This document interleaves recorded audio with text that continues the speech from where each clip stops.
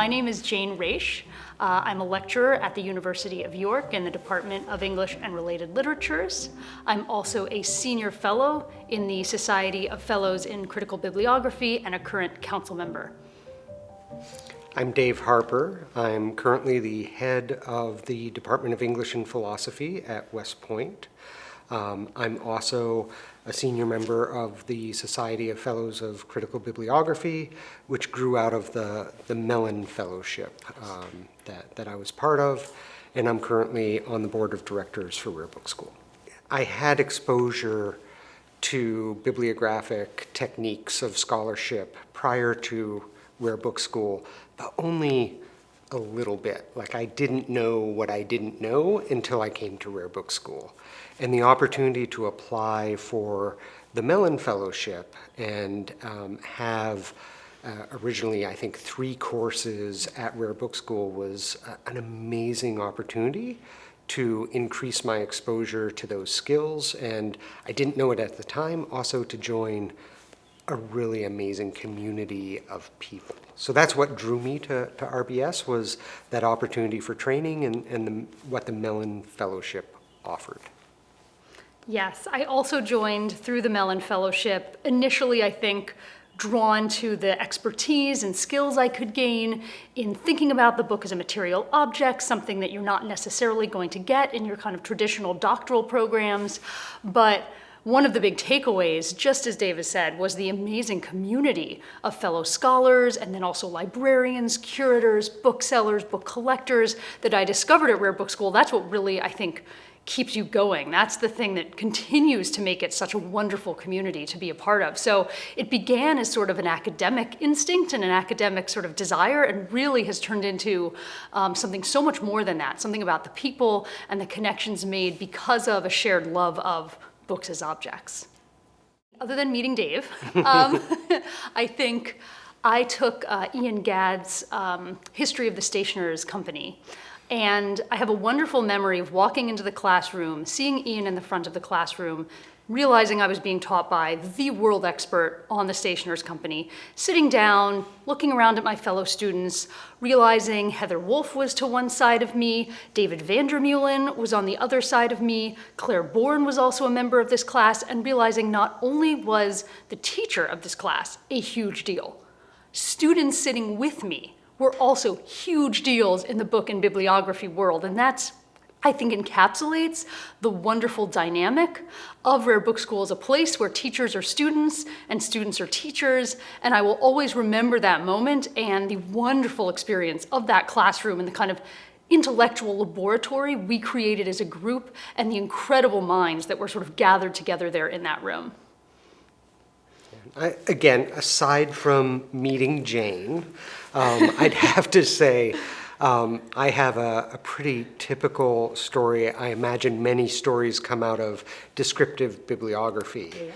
And I think that course is a great example of how the sheer amount of skills that you learn during a week at RBS. It's an intensive week, and you're a different person at the end of that. And I remember having a moment looking at the structure of a book and having that sort of aha moment and realizing that 3 days ago, I wouldn't have been able to have that at all, that I didn't know how to describe what I was looking at. And I think that's really a typical RBS moment. And then favorite memories, I just add one. It's outside of class too. It's those evenings on the lawn or down in Charlottesville. Definitely. Getting to know the other people in your class and building those connections that have gone on to invigorate my pedagogy, my research. It's hard to... Our friendships. Our friendships, our shared friendships. It's hard to overstate those connections. Yeah. We, of course, first met because we were in the same cohort of Mellon Fellows. Yes. So we met at orientation. Jane will tell you that I don't remember meeting her at orientation. I did not remember meeting me. I insist that, of course, I remember meeting her. But it was actually through repeated connections brought about by RBS, by again, the community, the friends we had made in the Mellon Fellowship that, years later, we reconnected. Yeah. And I absolutely remember meeting her during the orientation.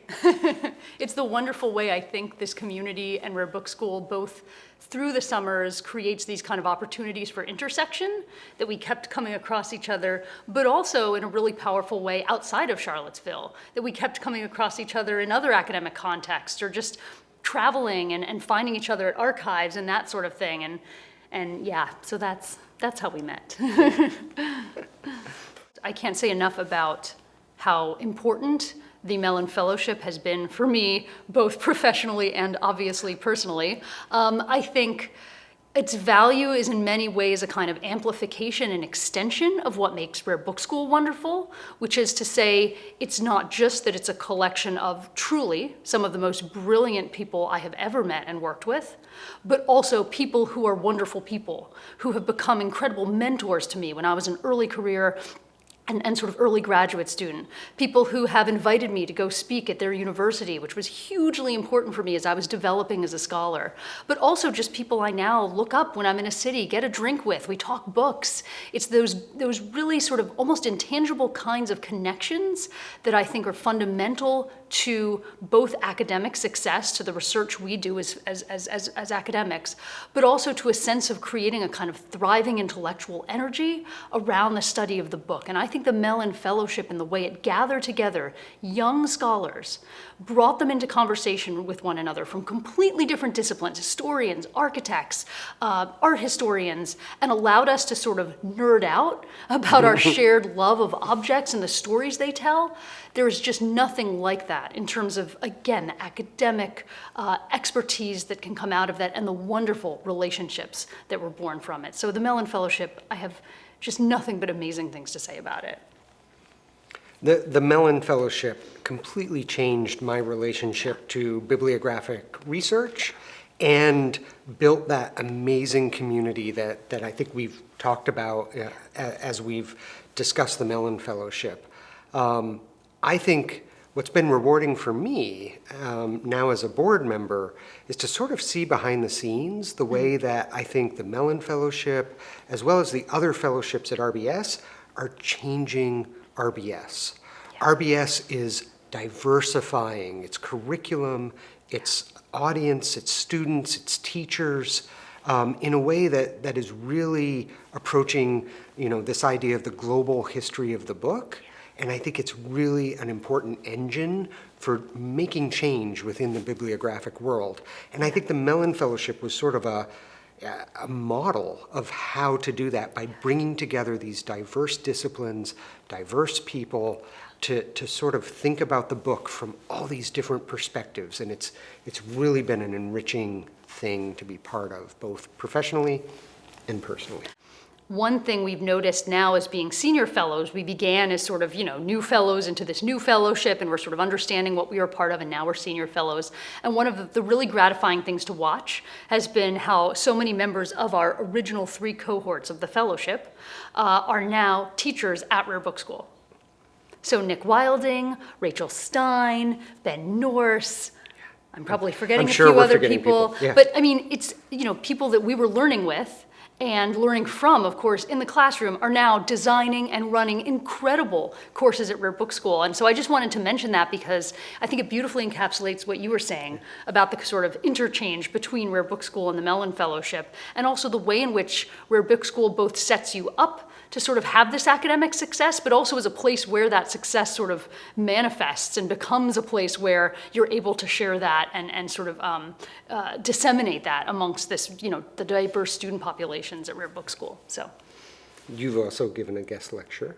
I have, yes, Yeah. in Nick Wilding's class, So it's just a wonderful sense of, again, the teachers as students, the students as teachers, the wonderful sense of intellectual energy that Rare Book School creates that beautifully sort of slightly defies the kind of typical expectations perhaps of your sort of average classroom or university context. I would just add that I am so gratified to see the expansion of Rare Book School's reach. Yes. And the way in which the organization has been so agile through the pandemic to yes. create RBS Online Yes. and to bring in audiences that maybe hadn't had a chance to experience Rare Book School, and although they experience it maybe in a different way online, are still getting an exposure to the community, to the amazing intensity of these classes and the knowledge transmission that happens. And I just think it's really gratifying to see RBS is still growing and expanding its reach and building that community ever wider. So I'm excited to see what the future holds.